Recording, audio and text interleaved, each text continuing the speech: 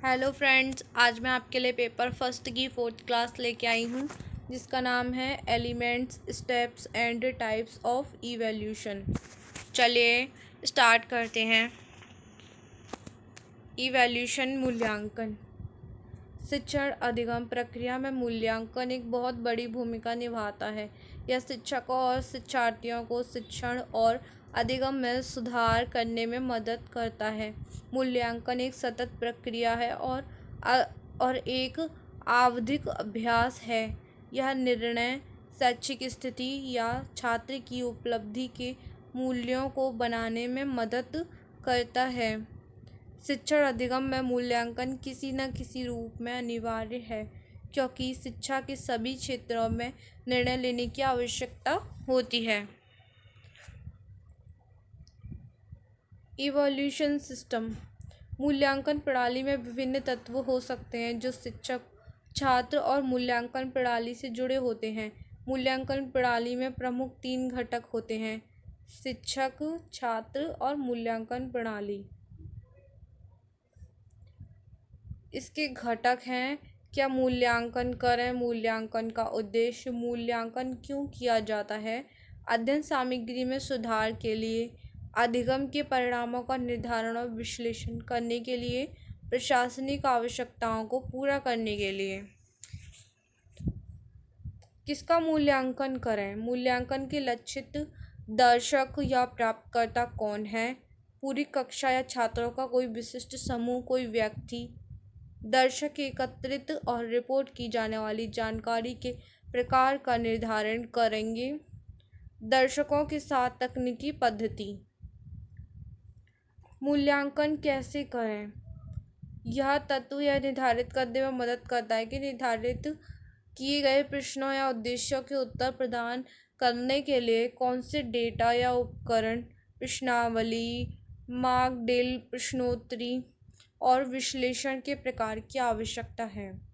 मूल्यांकन करने के लिए किन संसाधनों की आवश्यकता होगी? मूल्यांकन की टेक्निक्स क्या हैं? उद्देश्यों को पूरा करने के लिए जो उपयुक्त हों, जैसे कि साक्षात्कार, इंटरव्यू, अवलोकन, ऑब्जर्वेशन, प्रैक्टिकल, प्रायोगिक, वाइवा, मौखिक परीक्षा एंड थर्ड पार्टी, तृतीय पक्ष कोई। मूल्यांकन कौन करेगा? परीक्षक प्रायोगिक या मौखिक के लिए, छात्र स्वयं या सहकर्मी के लिए, प्रशिक्षक जो पढ़ाता है, तृतीय पक्ष में आता है प्रशिक्षक का सहकर्मी, पीयर ऑफ इंस्ट्रक्टर। परिणाम का विश्लेषण, एनालाइसिस ऑफ रिजल्ट। मूल्यांकन का परिणाम क्या है? यह अनुकूल है या नहीं, या प्रतिकूल है? अधिगम की डिग्री क्या है?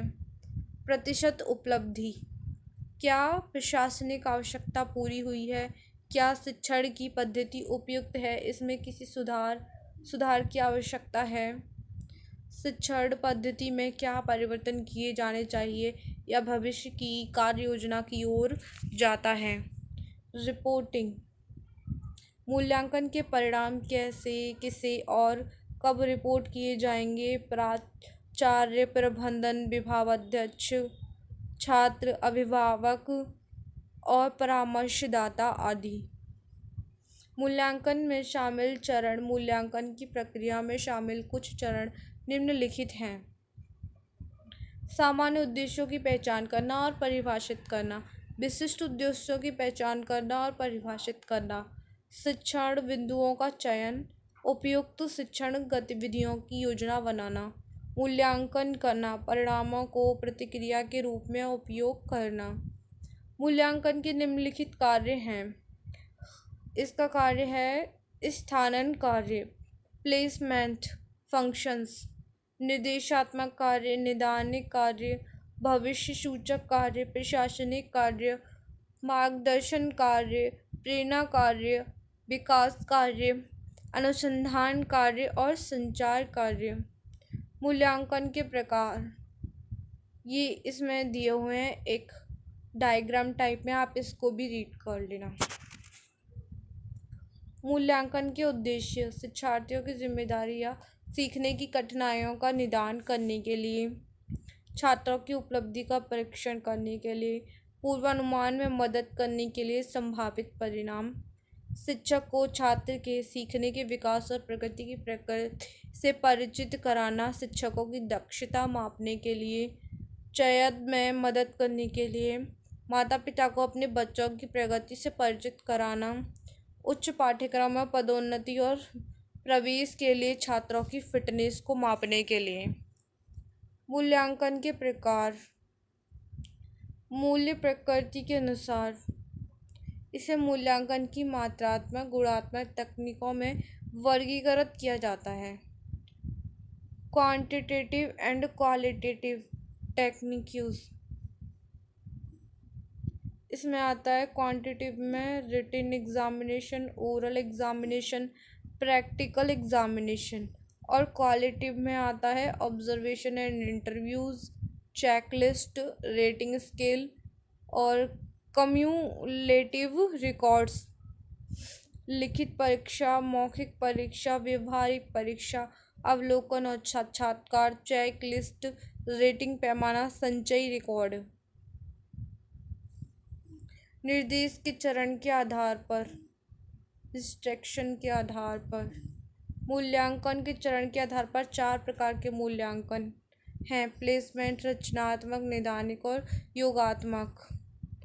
Placement, formative, diagnostic, summative.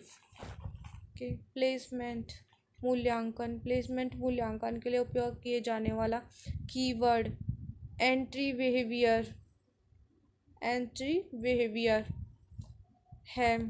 यह छात्रों के ज्ञान और कौशल का पता लगाता है जो किसी दिए गए विषय क्षेत्र में निर्देश की शुरुआत में आवश्यक हैं। विशेष व्यवहार का मूल्यांकन शिक्षण शुरू होने से ठीक पहले किया जाता है। शिक्षक को छात्रों के पिछले ज्ञान को जानना चाहिए। यह शिक्षकों को शिक्षार्थियों के पिछले ज्ञान के अनुसार शिक्षण अधिगम गतिविधियों को व्यवस्थित करने में मदद करता है। Formative evolution. रचनात्मक मूल्यांकन, इसे आंतरिक मूल्यांकन के रूप में भी जाना जाता है। यह कार्यक्रम के पूरा होने से पहले किया जाता है। यह प्रक्रिया पर केंद्रित है। यह गतिविधि का लंबाई के आधार पर एक से अधिक बार आयोजित किया जाता है। यह मूल्यांकन छात्रों को निर्देशात्मक उद्देश्यों को प्राप्त करने में उनकी विफलता या सफलता के बारे में प्रतिक्रिया देता है। यह किसी भी सीखने की त्रुटि की पहचान करता है जिसे ठीक करने की आवश्यकता है। यह एक शिक्षक के लिए रचनात्मक मूल्यांकन निर्देश और उपचार को अधिक प्रभावी बनाने के लिए जानकारी प्रदान करता है। एक कार्यक्रम के विकास के प्रारंभिक चरण में रचनात्मक मूल्यांकन काफ़ी आवश्यक होता है क्योंकि यह कार्यक्रम को बेहतर बनाने में मदद करता है। प्रारंभिक मूल्यांकन के उदाहरण इकाई अंत परीक्षण, मासिक परीक्षण और त्रैमासिक परीक्षण। यूनिट एंड टेस्ट, मंथली और क्वार्टरली टेस्ट। डायग्नोस्टिक इवोल्यूशन, नैदानिक मूल्यांकन, जबकि रचनात्मक मूल्यांकन यह निर्धारित करता है कि छात्र सीखने के लक्ष्यों को किस हद तक पूरा करते हैं। नैदानिक मूल्यांकन एक कदम आगे जाता है और सीखने में समस्याओं के संभावित कारणों के लिए एक स्पष्टीकरण प्रदान करने का प्रयास करता है। इस प्रकार नैदानिक परीक्षण अधिक व्यापक और विस्तृत है। रचनात्मक मूल्यांकन कार्यक्रम में किसी भी समय किया जाता है ताकि कार्यक्रम में कुछ भी गलत होने का पता लगाया जा सके। इससे शिक्षक को समस्याओं को तुरंत ठीक करने में मदद मिलती है जिससे पाठ्यक्रम में सुधार होता है। योगात्मक मूल्यांकन, बाहरी मूल्यांकन, समेटिव इवोल्यूशन, एक्सटर्नल इवोल्यूशन। जैसा कि नाम से संकेत मिलता है कि पाठ्यक्रम के अंत या पूरा होने पर किया जाता है। यह निर्धारित करता है किस हद तक निर्देश के उद्देश्यों को प्राप्त किया गया है और पाठ्यक्रम ग्रेड निर्दिष्ट करने के लिए उपयोग किया जाता है। योगात्मक मूल्यांकन में आमतौर पर मौखिक रिपोर्ट, प्रोजेक्ट, टर्म पेपर और शिक्षक निर्मित उपलब्धि परीक्षण शामिल होते हैं और यह दर्शाता है कि छात्र निर्देश के उद्देश्यों को पूरा करने में कितना अच्छा या कितना संतोषजनक हैं। Evolution on the basis of nature of reference, संदर्भ की प्रकृति के आधार पर मूल्यांकन। यहाँ मानदंड संदर्भित और मानदंड संदर्भित परीक्षण को शैक्षिक परीक्षण के वैकल्पिक दृष्टिकोण कहा जा सकता है। इसमें हिंदी में ये गलत लिखा हुआ है। Norm referenced testing and criterion referenced testing दो अलग अलग हैं। एक होता है मानक और एक होता है मानदंड। हालांकि परीक्षण के इन दोनों तरीकों में कुछ समानताएं हैं, लेकिन दोनों के बीच कुछ अंतर भी हैं। क्राइटेरियन रिफरेंस्ड इवोल्यूशन, मानदंड संदर्भित मूल्यांकन। ग्लेसर 1963 ने पहली बार इस शब्द का उपयोग किया। मानदंड संदर्भित परीक्षण एक प्रदर्शन निरंतरता पर शिक्षार्थी की उपलब्धि का वर्णन करने के लिए एक अच्छा उदाहरण आपके शरीर के तापमान को मापना है। स्वीकृत सामान्य स्तर 98.6 डिग्री फ़ारेनहाइट है। यदि आपका तापमान तुलना में बहुत अधिक है तो आपको बुखार है। अन्य उदाहरणों में ड्राइविंग परीक्षा, स्कूल में यूनिट की समाप्ति परीक्षा आदि शामिल हैं। मापदंड संदर्भित मूल्यांकन या परीक्षण, क्राइटेरियन रिफरेंस्ड टेस्ट। आप इसको इंग्लिश में ज़्यादा अच्छे से याद रख सकते हैं, हिंदी में थोड़ा डिफरेंट तरीके से लिखा आ जाता है। उद्देश्यों का आकलन करना है और इसीलिए इसे वस्तुनिष्ठ आधारित परीक्षण कहा जाता है। इसको वस्तुनिष्ठ परीक्षण आधारित कहा जाता है। उद्देश्यों का मूल्यांकन छात्रों के व्यवहार परिवर्तन के संदर्भ में किया जाता है। एक मानदंड संदर्भित परीक्षण एक या अधिक मूल्यांकन डोमेन को माप सकता है। क्राइटेरियन बेस्ड और नॉर्म रेफरेंस्ड इवोल्यूशन, मानक संदर्भित मूल्यांकन उस परीक्षण पर अन्य व्यक्तियों के प्रदर्शन के संबंध में किसी व्यक्ति की स्थिति का पता लगाने के लिए एक मानदंड संदर्भित परीक्षण का उपयोग किया जाता है। यह आमतौर पर प्रतियोगी परीक्षा में उपयोग किया जाता है। नॉर्मेटिव बेस्ड, उद्देश्य के आधार पर मूल्यांकन के परीक्षण के प्रकार। डायग्नोस्टिक, नैदानिक परीक्षण।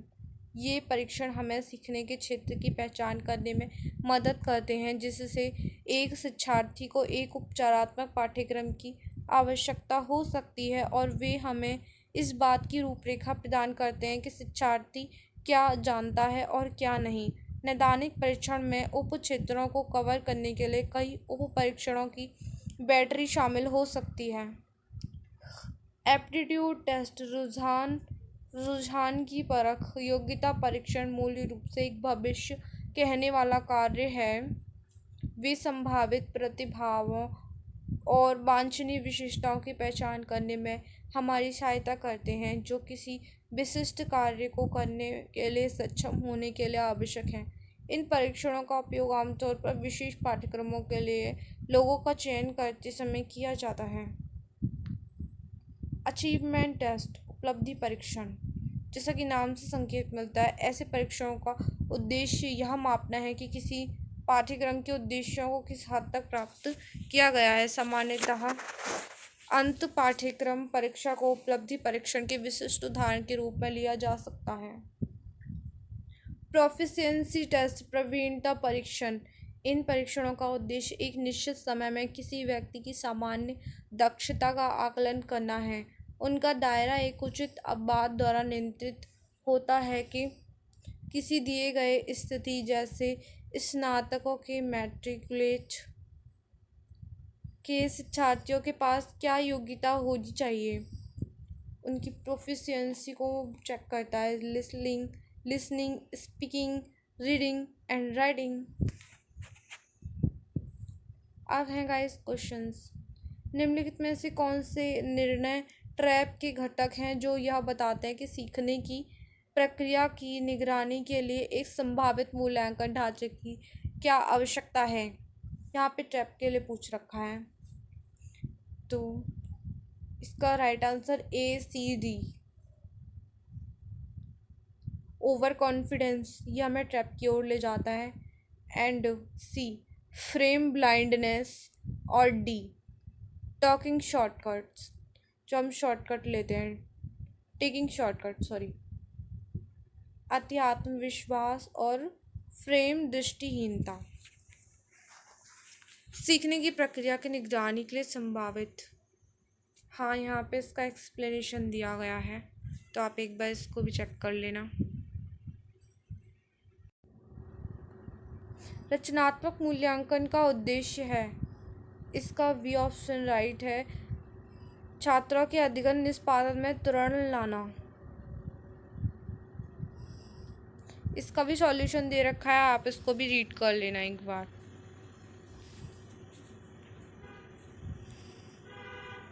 नेक्स्ट क्वेश्चन, आप इसको एक बार रीड कर लीजिए, ये क्वेश्चन है एंड देन इसका ये आंसर है। इसमें मैंने 2 टिक करे हुए हैं, सी का सेकेंड है एंड डी का फर्स्ट है। समूह चर्चा के लिए मूल्यांकन मानकों में क्या शामिल है? ग्रुप डिस्कशन, उपयुक्त छवि, उसमें लीडरशिप होती है, कम्युनिकेशन भी होता है और पर्सनालिटी भी होती है। प्रारंभिक मूल्यांकन के लिए निम्नलिखित में से कौन सा साधन उपयोग किया जाता है? क्विज, प्रश्नोत्तरी। एंड इसी के साथ thank you so much and best of luck guys.